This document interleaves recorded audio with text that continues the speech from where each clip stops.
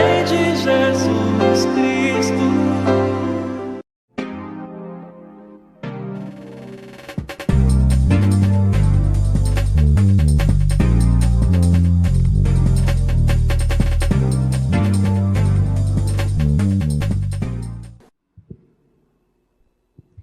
Queridos irmãos, que as bênçãos de Jesus nos envolvam a todos. É com alegria que nós retornamos à Casa Máter do Espiritismo e a felicidade de reencontrar muitos de vocês e encontrar alguns pela primeira vez. Isso tudo é muito enriquecedor para nós. E o nosso tema, Mecanismos da Justiça Divina. É interessante essa questão da justiça divina, porque as pessoas, quando estão passando por determinadas dificuldades, lutas, sofrimentos, empecilhos na vida, costumam dizer que Deus está sendo injusto, que Deus não está nem aí para os seus sofrimentos, para os seus problemas, que não entendem como funciona a justiça divina. E até mesmo no meio espírita encontramos certos companheiros, ainda não tão sólidos na fé, que às vezes dizem: imagine se eu pedir para passar por esses sofrimentos, conforme se diz na doutrina espírita, que nós, quando passamos certas provações ou certas expiações, é porque isso foi programado no mundo espiritual, porque nós pedimos, nós solicitamos. Veja só, se eu pedir passar por essas coisas, imagine se eu iria pedir uma coisa dessas. Entretanto, quando a pessoa aprofunda um pouco mais acerca dos mecanismos da lei de ação e reação, ou de causa e efeito, e afinal de contas, da justiça divina no seu todo, as pessoas começam a entender um pouco mais a perfeição da justiça do Pai. E é nesse ponto exatamente que nós vamos focar a nossa atenção nessa manhã. Interessante também observarmos o que se diz comumente em relação ao Pai do Céu, ao Criador. As pessoas têm uma visão fora do nosso meio espírita, tem uma visão acerca de Deus que ainda está bem ao tempo da lei mosaica. Por esses dias, eu ouvi, num desses canais que transmitem as notícias e ensinamentos de uma outra religião, e aqui estamos apenas analisando ideias, não propriamente criticando pessoas, mas sim observando certas ideias. Foi dito o seguinte, que uma pessoa que comete erros, crimes, pecados, esta pessoa vai para o inferno. Só que este inferno é um abismo tão profundo, mas tão profundo, que daqui a 1 milhão de anos, esta pessoa ainda está caindo no abismo. Ainda não chegou, porque ele não tem fim. Então, ela não chega ao fim do abismo. Daqui a 1 bilhão de anos, está caindo. E daqui a 1 trilhão de anos, esta pessoa continua caindo. E nós ficamos a imaginar imediatamente, porque todos aceitam, os que estavam ali, esse mesmo tipo de ideia, ficamos a imaginar a crueldade que esse Deus representa, o quanto ele é cruel e vingativo. E, entretanto, no âmbito da doutrina espírita, no conjunto dos ensinamentos que ela transmite para a humanidade, nós vamos encontrar uma visão muito mais profunda, muito mais bela e que faz jus à inteligência divina. Essa inteligência suprema, causa primeira e primária ou primária de todas as coisas, conforme está na questão número 1 de O Livro dos Espíritos. Portanto, esta noção que nós temos acerca do Criador é uma noção que realmente está de acordo com esta inteligência suprema, faz jus à inteligência suprema, à sua misericórdia, à sua perfeição. Jamais poderemos imaginar que Deus esteja fazendo algum tipo de diferença ou de distinção entre os seus filhos, toda a humanidade, nesta visão bastante acanhada ainda, bastante primária Deus só vai permitir que sejam salvos aqueles que seguem esta ou aquela religião. Entretanto, a doutrina nos mostra que todos serão salvos. Todos nós estamos com oportunidades idênticas, diversas, para que possamos progredir, crescer, desenvolver nossas potencialidades. Claro que cada um no seu próprio patamar evolutivo, cada um dentro do seu grau de compreensão, de maturidade, e a partir daí essas oportunidades vão surgindo para que o ser humano consiga realmente caminhar na estrada do progresso, da evolução, que é o fanal, o destino de todos nós.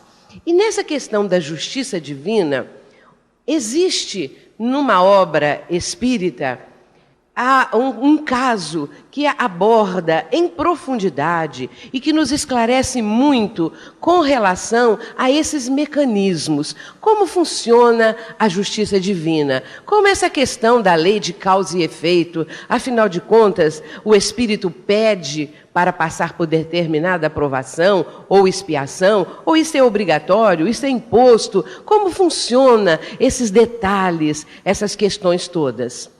Esta obra é o livro Memórias de um Suicida. Nesta obra magistral, psicografada por Ivone Pereira, e de autoria, é um livro ímpar, porque é muito singular essa obra. Ela é de autoria, podemos dizer assim, de duas entidades espirituais. Uma é Camilo Cândido Botelho, que assina dessa maneira, com o pseudônimo, que na verdade o seu nome é Camilo Castelo Branco.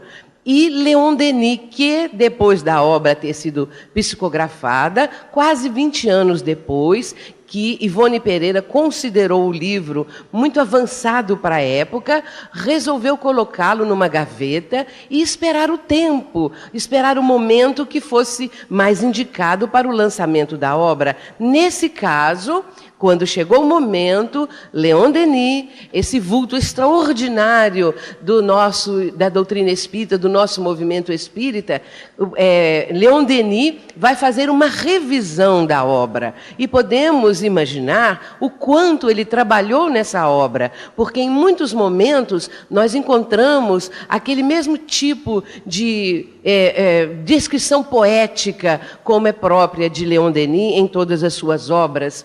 Portanto, é um livro singular dentro desses aspectos e, sobretudo, porque vai tratar da questão do suicídio, o que ocorre do outro lado da vida com aqueles que escolhem este caminho do autoextermínio.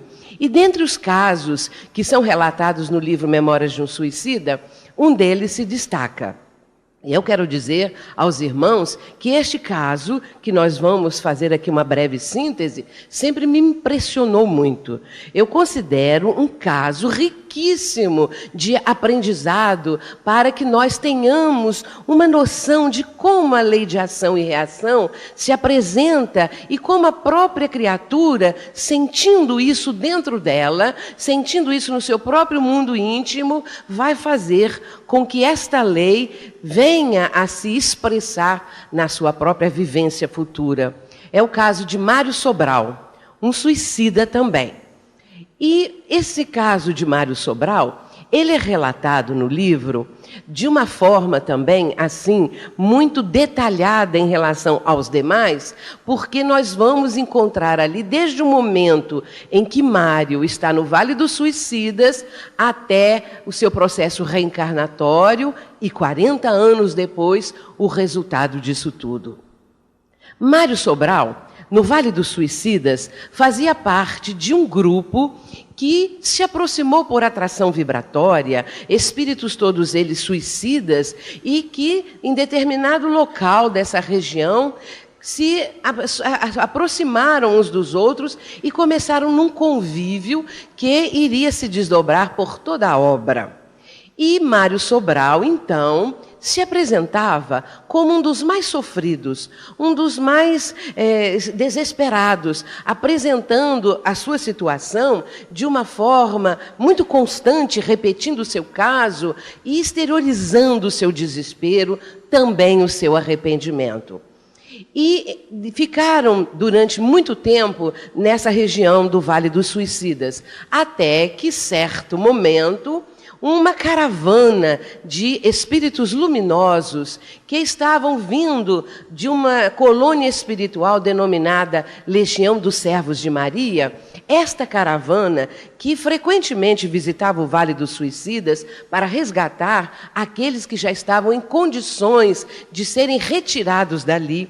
Vamos abrir um parênteses para dizer que no Vale dos Suicidas ficam aqueles que, por circunstâncias da própria vida e também do autoextermínio, esses espíritos precisam ficar ali naquela região para que possam vivenciar, para que possam passar por aquela condição, aquela etapa em que os fluidos vitais todos venham a ser extinguidos, possam se diluir.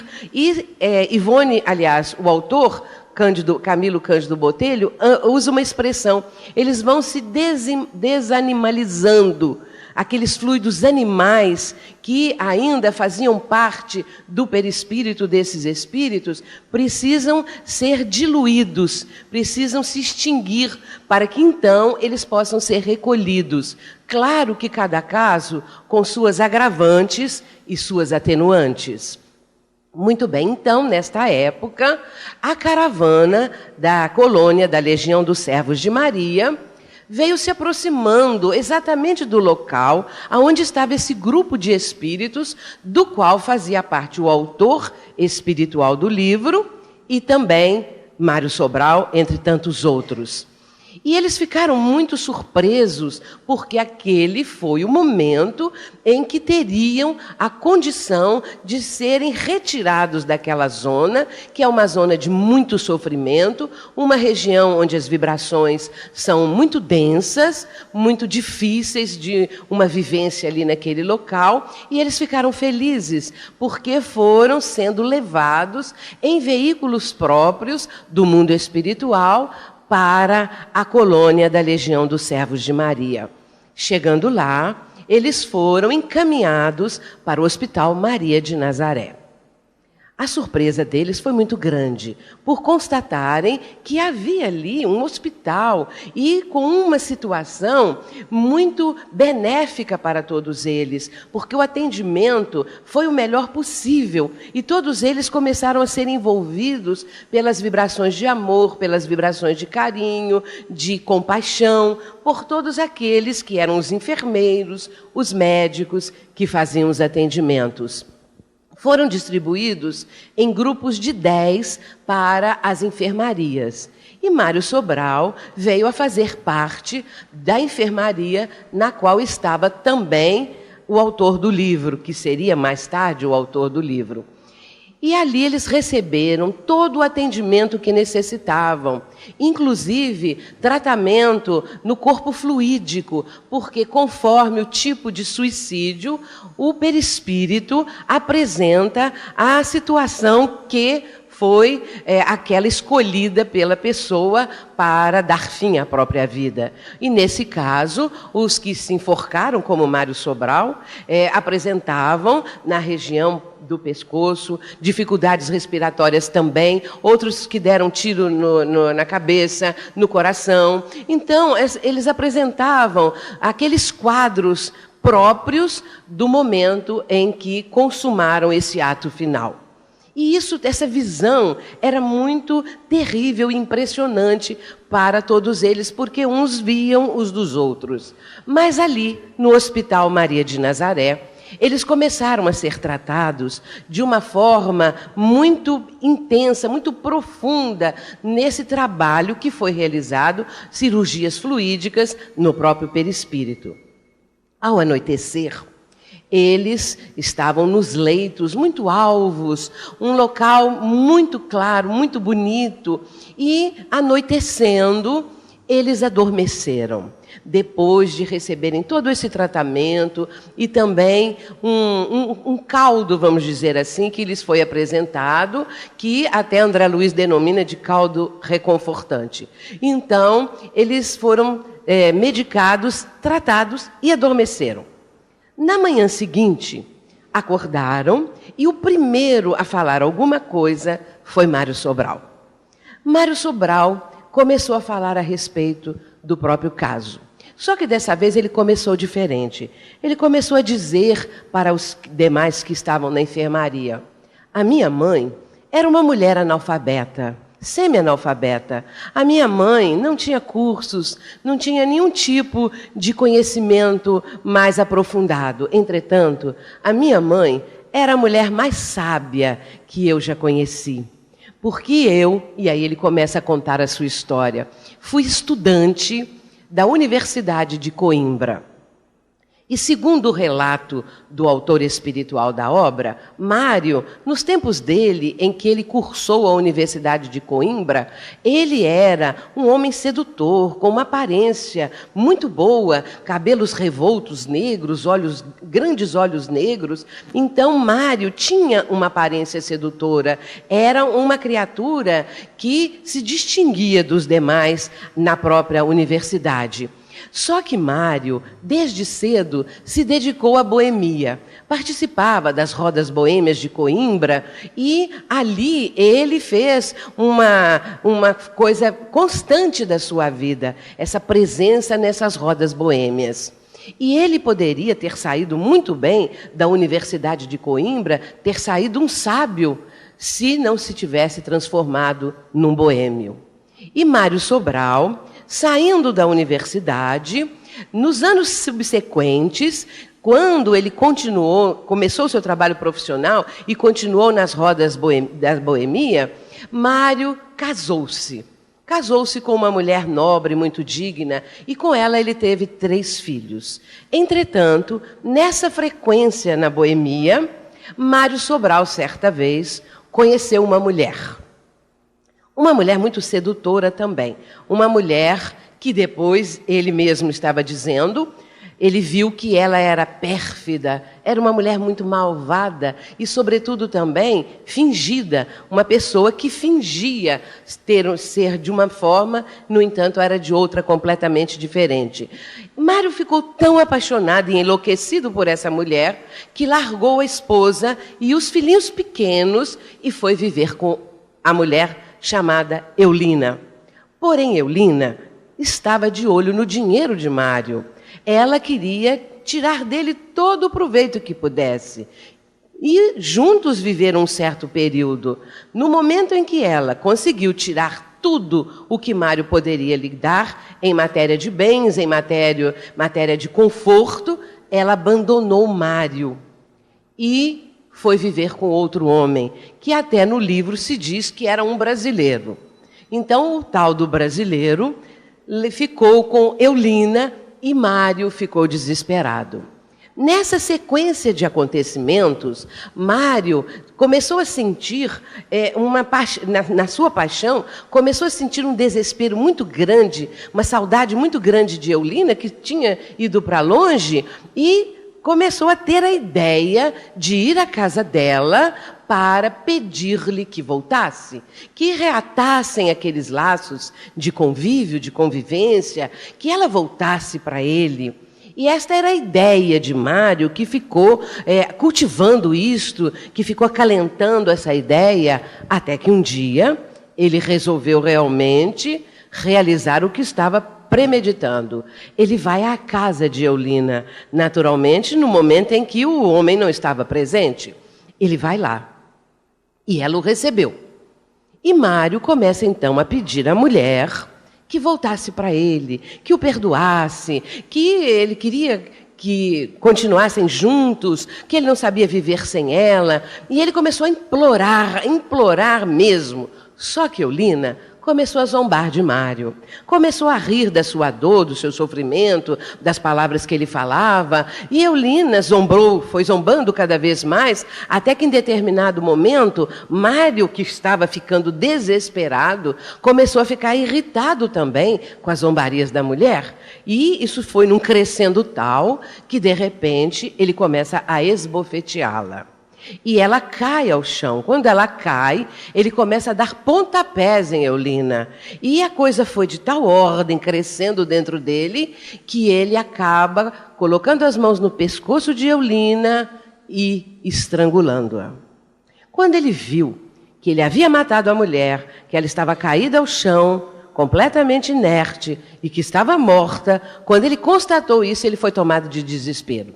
Porque, na verdade, ele não tinha intenção de matar a mulher. A ideia dele era obrigá-la, quase coagi-la, a voltar para ele. Quando ele viu o que ele havia cometido, ele ficou horrorizado. E o desespero dele foi tão grande, mas tão grande, que ele pegou alguns lençóis da casa, improvisou uma corda e, na cozinha da própria casa de Eulina, numa trave da cozinha, ele se enforcou.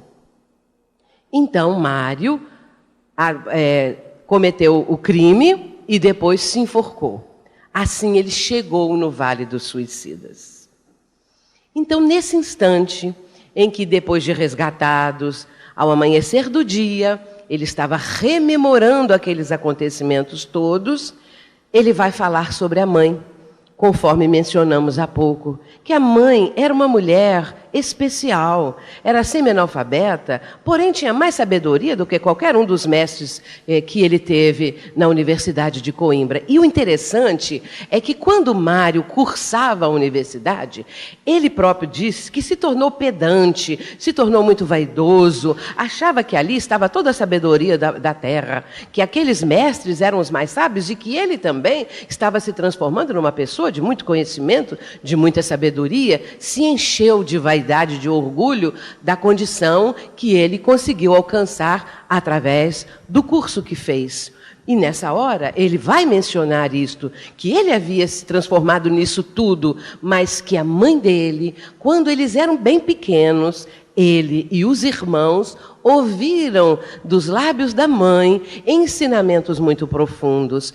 Todas as noites, ele disse, minha mãe nos reunia, eu e meus irmãos.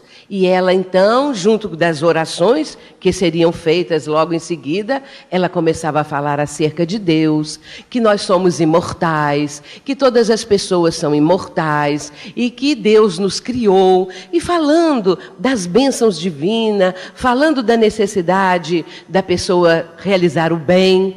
Enfim, eu ouvi de minha mãe, dizia Mário, sábios e profundos conselhos que eu nunca dei valor. Mas agora eu vejo que minha mãe estava certa, nós somos imortais. E aqui estou eu, com tudo o que eu já vivi, com o erro e o crime que eu cometi. E começa a repetir uma frase que ele dizia sempre no Vale dos Suicidas, eu não mereço ter mãos, porque estas mãos mataram Eulina. E esta frase era frequente, Mário a repetia constantemente. Eu não mereço ter mãos, essas mãos mataram Eulina. E naquele momento ali na enfermaria, ele vai repetir tudo de novo. E nesse caso, ao relatar de novo para os companheiros o seu caso, deu ensejo a que os outros também começassem a relembrar o que havia sucedido, um por um, a relatar as próprias angústias, os próprios sofrimentos, o próprio desespero que levou cada um deles a imaginar que o melhor caminho seria o suicídio. E enquanto eles lamentavam, e enquanto eles estavam reavivando as lembranças, os enfermeiros, aqueles que cuidavam da enfermaria, observaram que o padrão vibratório do local havia baixado e correram então para a enfermaria e, conversando com eles, explicaram que eles não deveriam mais repetir aquela mesma história, contar o mesmo caso, como foi que chegaram a esse ponto, porque eles necessitavam, a partir daquele momento, a começar uma vida nova. E que esta vida nova passava exatamente, inicialmente, por essa questão de não repetirem mais os dissabores, sofrimentos, tristezas, tudo aquilo que passaram no plano terreno, e depois as consequências do gesto extremo. A partir daí, todo este grupo e os demais que estavam em outras enfermarias começaram a receber, juntamente com o tratamento, começaram a receber aulas. começaram a frequentar cursos muito importantes. Mas nesse meio tempo, Mário Sobral soube de uma coisa muito importante para ele.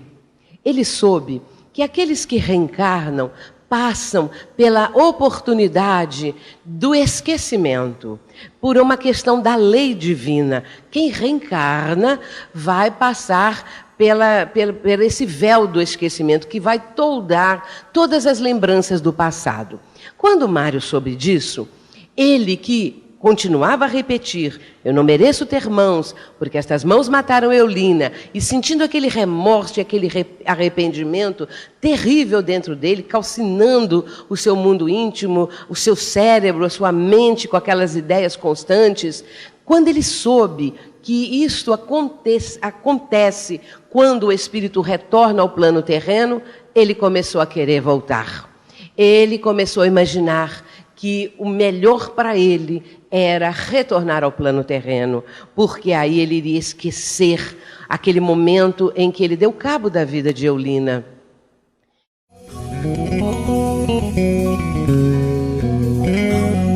O Clube de Arte lança o CD Nascer de Novo, de Tiago Brito.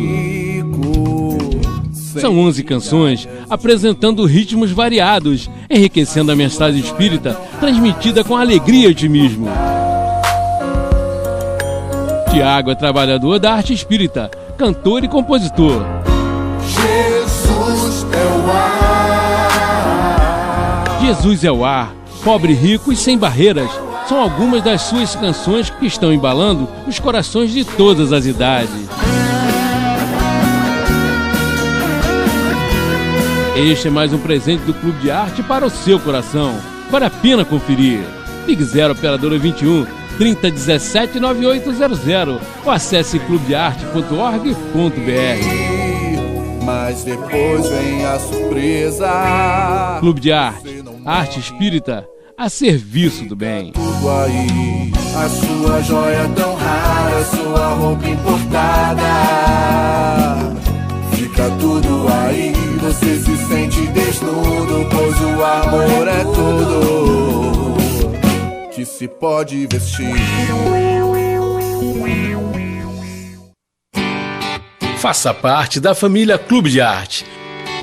Você vai receber mensalmente DVDs e CDs com músicas da coleção O Canto do Brasil Espírita, visualizações terapêuticas da coleção Encontro com Jesus, entrevistas sobre temas atuais, documentários e muito mais.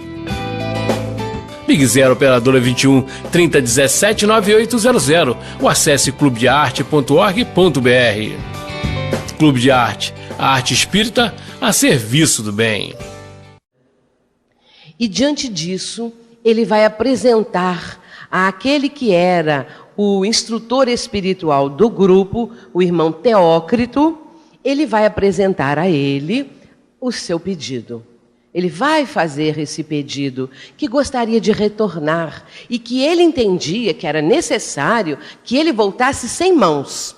Porque se aquelas mãos que ele tinha até então cometeram essa atrocidade, esse crime, ele tinha que voltar sem mãos, porque ele não merecia ter mãos.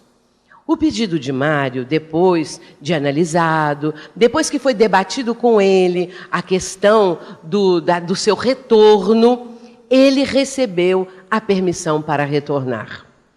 E irmão Teócrito esclareceu para Mário que o caso dele seria ainda mais as sequelas resultantes do crime, ou seja, ele não queria ter mãos, que isto iria acontecer realmente, porém, com relação ao suicídio, outras sequelas também estariam sendo impressas através do perispírito no corpo físico. Ele teria outras deficiências. Mas Mário concordou com tudo e ele achou que era aquilo mesmo que ele merecia. E ele dizia assim: não bastou o sofrimento do Vale dos Suicidas, eu quero sofrer mais. Porque ele entendia que só através do sofrimento ele resgataria os erros que ele cometeu. Porque nas aulas que eles receberam, todo o grupo ficou sabendo do que representa o suicídio na vida de um espírito. E nesse caso, Mário achava que ele realmente merecia não ter mãos e sofrer outras sequelas resultantes do suicídio. E ele vai ser levado para o departamento da reencarnação. E tal como no livro Nosso Lar relata também, no livro Memórias de um Suicida, nós vemos a plena concordância e confirmação disso. Nesse caso, Mário é levado para o departamento da reencarnação e separa-se de todo o grupo. E ele vai, mas ele vai feliz, porque Mário estava absolutamente certo, convicto de que aquilo era o melhor para ele. E nesse momento em que ele vai ingressar nesse departamento, separando-se do outro grupo, não é? Do grupo que até então ele pertencia, estes companheiros ficaram olhando Mário e viram que outros espíritos também estavam se encaminhando para esse departamento da reencarnação. E notaram que todos eles vinham assim cabisbaixos, tristonhos, denotando uma situação até mesmo de temor ante o retorno, que era imprevisível para todos eles, não sabiam se conseguiriam acertar, se iriam agravar o seu estado, e isso tudo os enchia de temor, e por isso eles denotavam isso nas suas fisionomias. Porém, Mário vem diferente. Mário vem com a cabeça erguida, os olhos brilhantes como naqueles tempos, os cabelos revoltos da mesma maneira. E quando ele viu aquele grupo ali de companheiros, ele sorri para eles e faz um gesto de adeus. Só que os companheiros, nessa hora, tiveram assim um frêmito de horror, porque eles observaram que Mário, ao acenar para eles, tinha apenas os tocos dos braços. Ele já não tinha mais no seu perispírito as mãos. Porque é importante lembrarmos que o perispírito é plástico, moldável, ao comando da mente. E o comando mental de Mário era constante. Eu não mereço ter mãos, eu não mereço ter mãos. E aquela parte fluídica que correspondia às mãos foi se retraindo. E ele apresentava apenas agora os tocos dos braços.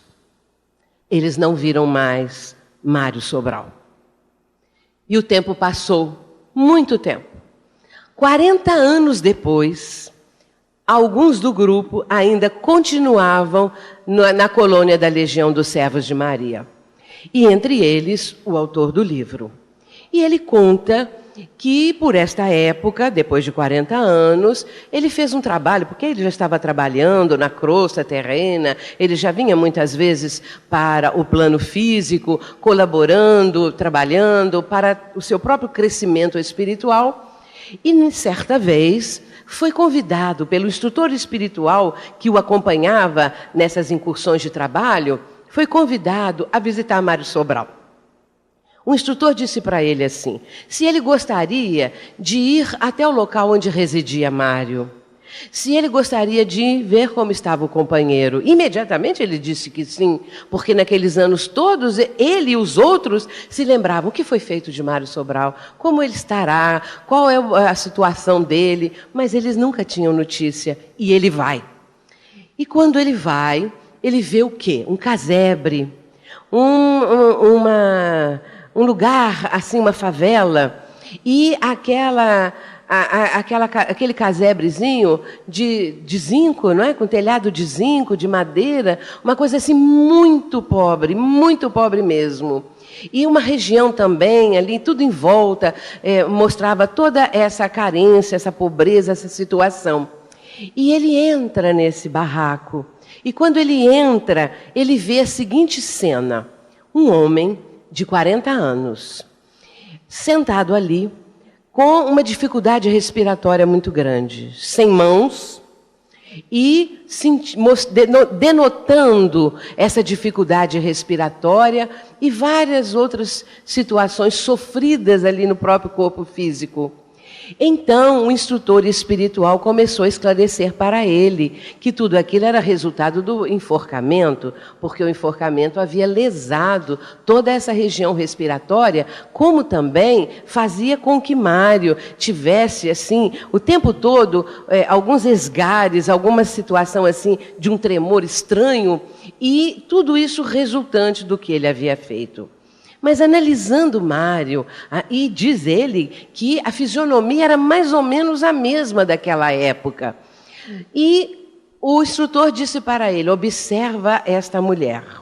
E ele notou que ao lado estava uma mulher de uns 50 anos mais ou menos, tentando costurar alguma coisa, algumas roupas muito rotas, e esta pessoa estava ali tentando fazer uns remendos nessas roupas.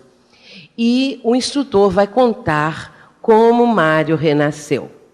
Mário, por ter frequentado as rodas boêmias, os lupanários, como eram chamados naquela época, os prostíbulos, como Mário frequentava tudo isto, é claro que ele atraiu para ele, no seu retorno, situação semelhante, porque a sua vibração da época e de até então era aquela, daquelas preferências, e também porque ele teve uma família com uma mulher nobre, educada, digna.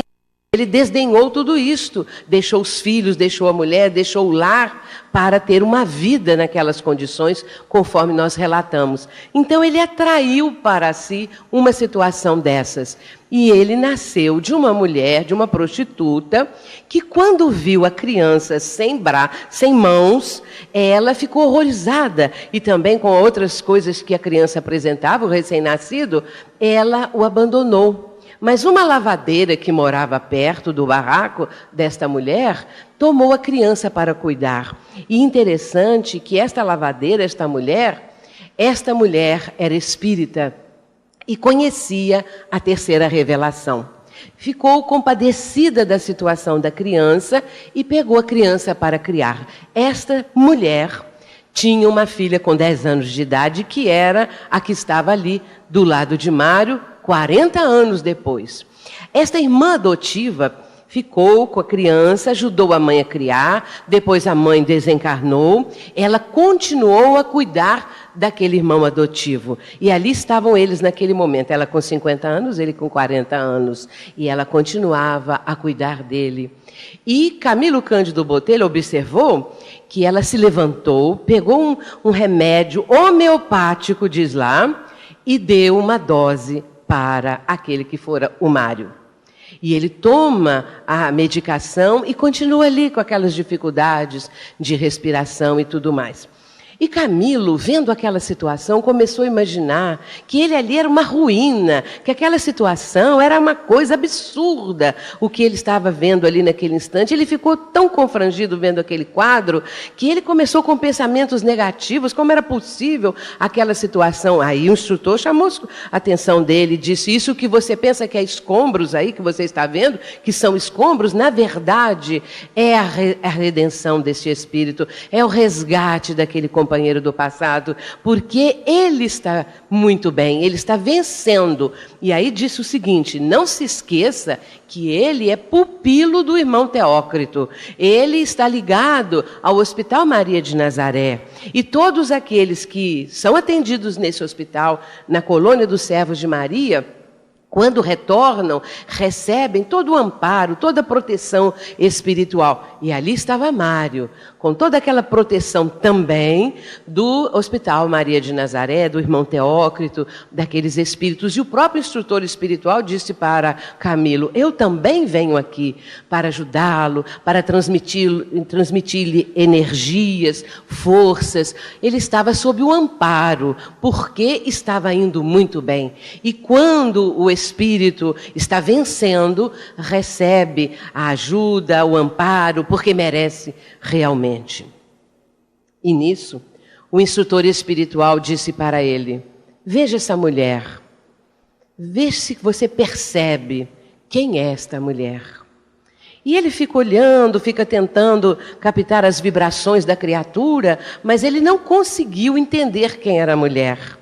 Foi então que o instrutor espiritual disse: esta é Eulina. E ele levou um choque quando ele soube que aquela era Eulina, porque Eulina também retornou. E, logicamente, imaginemos, que isso não está bem claro ali no livro, que ela concordou em retornar e recebeu a incumbência de ajudar Mário, porque ela foi, vamos dizer assim, copartícipe daquele drama todo, com a sua maldade, com tudo que ela fez, e por ter também instigado Mário a chegar àquele ponto em que chegou. Então, de certa forma, ela contribuiu para que as coisas fossem daquele nível, claro, de uma forma indireta e também não tão grave como no caso dele. Ela estava ali cuidando dele desde aquele primeiro momento. Há 40 anos eles estavam juntos. E Camilo Botelho, quando sai dali e vai para a Legião dos Servos de Maria, para a colônia, ele disse: resolvi também retornar. Porque ele tinha medo. Ele era um escritor famoso. E com uma certa idade, ali pela meia-idade, ele ficou cego. E não suportando a cegueira, aquilo que ele achava que era desgraça da vida dele, ele suicidou por conta disso. E estava protelando a volta, porque ele sabia que ele retornaria de novo com o problema da visão. Ele voltaria e passaria por esta prova da cegueira. Então ele estava protelando, mas quando ele viu o desempenho de Mário, quando ele viu o seu esforço, quando ele viu que ele estava vencendo, ele se encheu de coragem e disse: eu também vou retornar.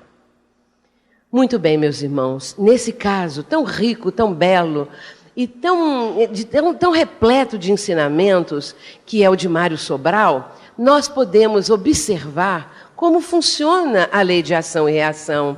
Nós sabemos que tudo isto, todas essas leis, tudo que está regendo o universo todo, é criação divina. São leis criadas por Deus e eternas, tanto quanto o Pai do céu. E nesse caso, a pessoa que agride uma dessas leis, e no caso a lei de ação e reação, de causa e efeito, ou agride os mecanismos da justiça divina, tudo o que vai decorrer da sua ação nefasta está implícito. É uma resposta imediata da lei. Não é o Pai do céu que fica lá de cima a observar o que fez fulano, o que fez aquele ou aquele outro, e vai castigar com o inferno, ou então vai premiar tal e qual pessoa. Mas sim, o funcionamento é natural. E outro ponto importantíssimo: quando o espírito cai em si e reconhece o erro cometido, ele próprio vai sentir a necessidade da reparação do erro. E aí nós vamos encontrar no livro Céu e Inferno, que é o 4º livro da codificação. Tem um subtítulo, ou a Justiça Divina segundo o Espiritismo. Nós vamos encontrar nessa obra notável Allan Kardec descrevendo no notável Código Penal da Vida Futura, no capítulo 7 da primeira parte do livro, 33 itens nos quais Allan Kardec vai registrar esses mecanismos da justiça divina, que é algo assim notável, porque sabemos que a justiça divina é sobretudo misericordiosa, ela é perfeita, é equânime, igual para todos. Não há nenhuma diferença entre os filhos de Deus.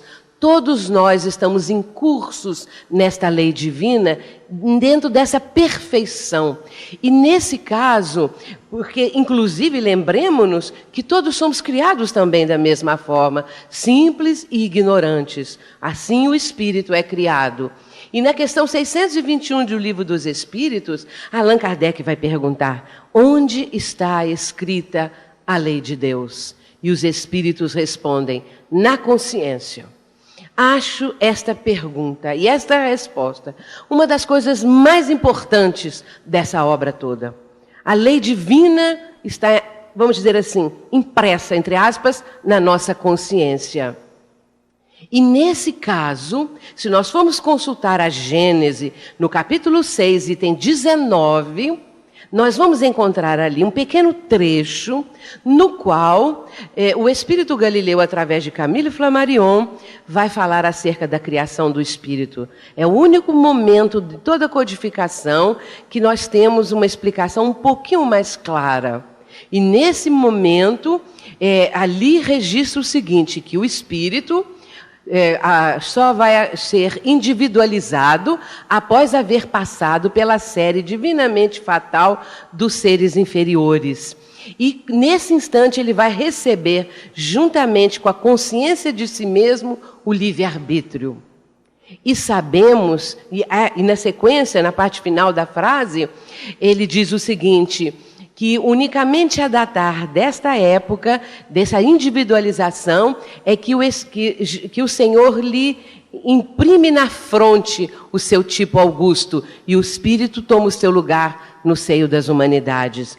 Então, esta parte final, em que o Senhor lhe imprime na fronte o seu tipo augusto, eu propriamente, confrontando isso com a questão 621, que as leis divinas estão inscritas na consciência, fico a imaginar, a deduzir, que seria naquele momento em que o espírito está sendo individualizado, aquele princípio espiritual, melhor dizendo, está sendo individualizado e ali vai surgir um novo ser.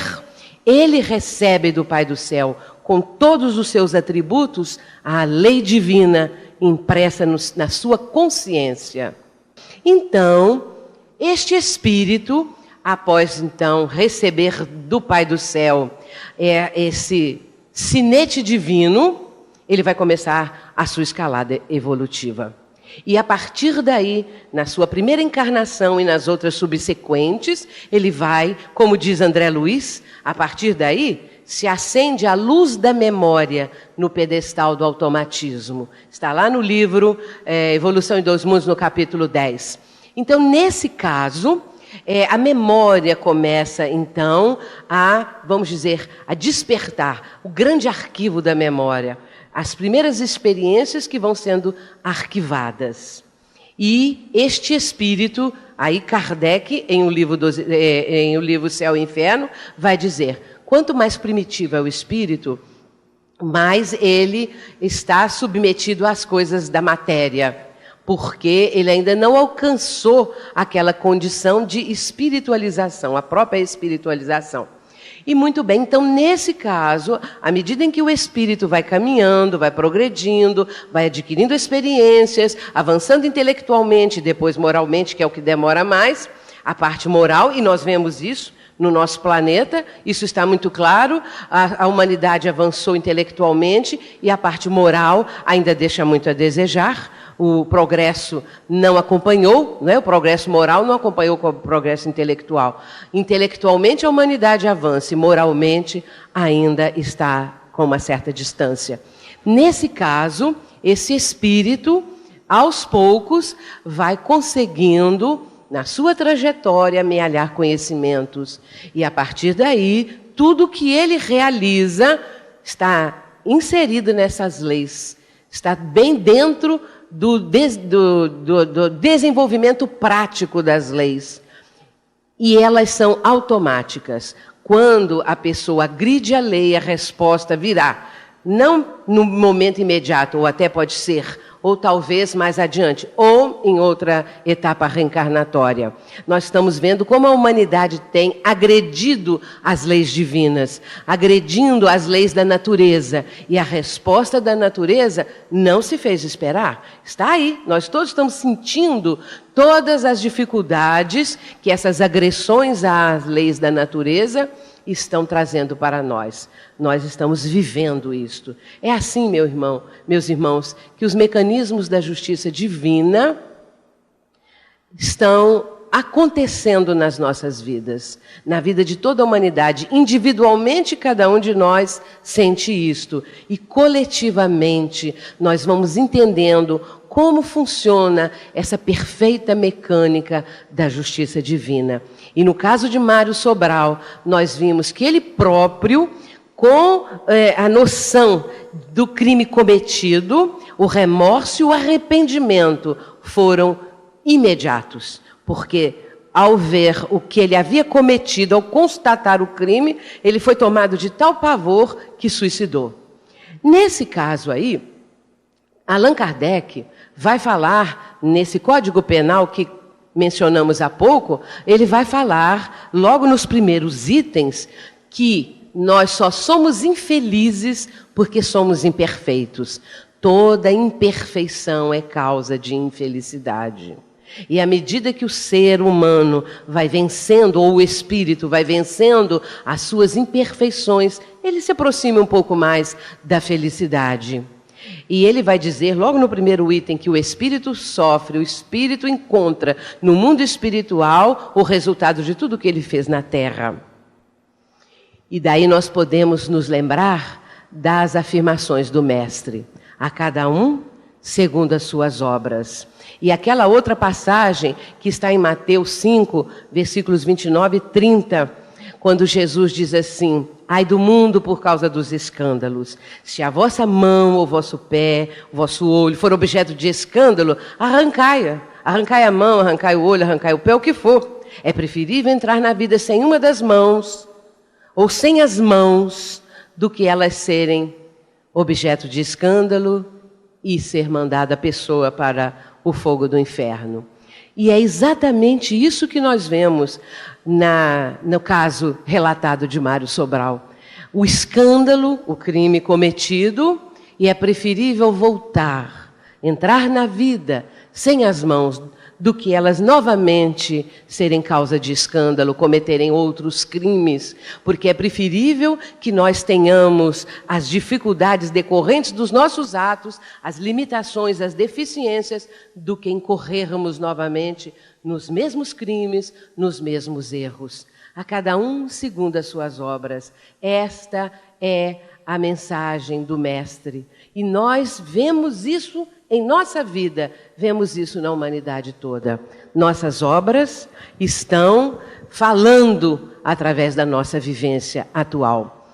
E também outro ponto mencionado no livro Céu e Inferno, que nós não podemos deixar de mencionar, de falar, é que na prece do Pai Nosso, quando Jesus ensinou essa oração aos discípulos, a certa altura, e nós todos sabemos, porque nós estamos sempre orando o Pai Nosso, daquele trechinho em que nós falamos: perdoai as nossas dívidas, assim como perdoamos aos nossos devedores. E diz Kardec, se o perdão divino não fosse possível, não haveria por que Jesus ensinar na oração do Pai Nosso a que nós pedíssemos perdão ao Pai do céu. E é verdade. E ele diz assim: toda a oração do Pai Nosso é um protesto cotidiano contra a ideia das penas eternas. E é importante nós nos lembrarmos de Jesus, para que a nossa vivência na atualidade seja uma projeção, ainda que pequena, ainda que iniciante, daquilo que Ele deixou para nós. Que nós possamos mergulhar o nosso entendimento, o nosso pensamento nos ensinamentos dEle. Porque o que está faltando para a humanidade é exatamente isto. Mas Ele está nos convidando. E esse convite é permanente. Está aí, através dos tempos, dos milênios, está no ar, repercutindo sempre o convite que Ele deixou para nós. Vinde a mim, todos vós, que estáis aflitos e sobrecarregados, que eu vos aliviarei. Tomai sobre vós o meu jugo e aprendei comigo, que sou manso, que sou brando e humilde de coração, e achareis repouso para as vossas almas, porque comigo o fardo é leve e o jugo é suave. Que fardo é esse? Que fardo nós estamos carregando? Um dia Jesus disse: quem quiser vir até mim, tome a sua cruz e siga-me. É a cruz. Mas o que é a cruz? A cruz são nossas responsabilidades, são nossos compromissos, é o nosso acervo do passado, é tudo que nós temos e que somos especialmente. Essa é a cruz. Às vezes nós somos a cruz de nós mesmos, porque nós demos preferência pelos caminhos errados, pela porta larga, como disse o mestre, de todos os vícios, de todas as coisas nefastas, negativas, e de repente a cruz se torna pesada, ou seja, nós mesmos estamos com dificuldade de levar adiante a nossa vida. Então, com Jesus, o fardo é leve. Pode ter tudo ficado igual. Se nós estamos com o Mestre, tudo em torno de nós está do mesmo jeito, mas nós, no íntimo, estamos diferentes para enfrentarmos as vicissitudes, as dificuldades, as lutas e os sofrimentos da vida. E se nós modificamos o nosso modo de ser, o nosso modo de pensar e de atuar, nós vamos ter facilidades maiores de resolver os problemas, de ir contemporizando, de ir dando um jeito na nossa vida. Porque comigo, ele diz, o fardo é leve e o jugo é suave. Porque é o jugo do amor, é o jugo da bondade, da misericórdia, é aquele jugo que nós necessitamos estar sob esse domínio. O jugo do amor, que nós temos tanta dificuldade de vivenciar. E ele veio ensinar, exemplificou e deixou para nós. Portanto, meus irmãos, ele está dizendo e está repercutindo, porque também nas bem-aventuranças ele falou que bem-aventurados os que sofrem, os que choram, e foi falando todos aqueles que no plano físico nós podemos observar ou olhar como sejam os marginalizados, os que são pouco importantes, e no entanto eram os bem-aventurados. E nesse caso ele está convidando, vinde a mim, todos vós, que estáis aflitos e sobrecarregados, que eu vos aliviarei. Tomai sobre vós o meu jugo e aprendei comigo, que sou brando e humilde de coração, e achareis repouso para as vossas almas, porque comigo o fardo é leve e o jugo é suave. E a doutrina espírita, que nos tem trazido os ensinamentos do Mestre, que nos proporciona a chave para o entendimento desses ensinamentos, e que tem sido tão buscada e tão incentivada pela nossa Federação Espírita Brasileira através das obras todas, que nesse mais de um século estão sendo lançadas, relançadas, incentivadas para que nós possamos tomar conhecimento delas e para que estejamos sempre lendo, sempre aprendendo, porque quanto mais nós aprendermos, quanto mais nós nos impregnarmos desses ensinamentos, melhor será a nossa vivência. Mais estaremos em condição de vivenciar a fé raciocinada, porque a nossa fé é a fé raciocinada, que só se alcança e só se desenvolve através do estudo, do conhecimento. Quanto mais conhecemos, mais ela se fortalece. Aí fica, portanto, repercutindo em nossas almas o convite do Mestre. O vinde a mim, que nós possamos atendê-lo, porque isto é para nós a nossa própria redenção. Que Jesus nos abençoe, muita paz e muito obrigada a todos.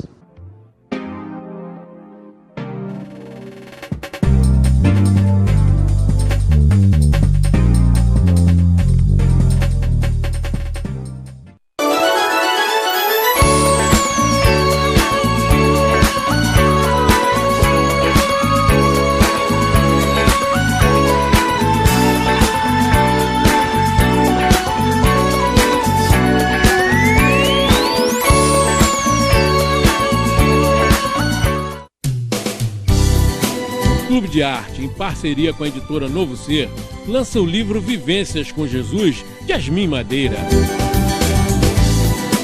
Este livro marca a retomada pelo Clube de Arte da distribuição de livros como brinde do mês. Yasmin oferece orientações seguras para que você realize o seu encontro com Jesus. Vale a pena conferir esta bela obra. Ligue 0 Operadora 21 3017 9800 ou acesse clubedearte.org.br. Clube de Arte, a arte espírita a serviço do bem. Faça parte da família Clube de Arte. Você vai receber mensalmente DVDs e CDs com músicas da coleção O Canto do Brasil Espírita. Visualizações terapêuticas da coleção Encontro com Jesus. Entrevistas sobre temas atuais. Documentários e muito mais. Ligue 0 operadora 21 3017 9800 ou acesse clubedearte.org.br. Clube de Arte, a arte espírita a serviço do bem.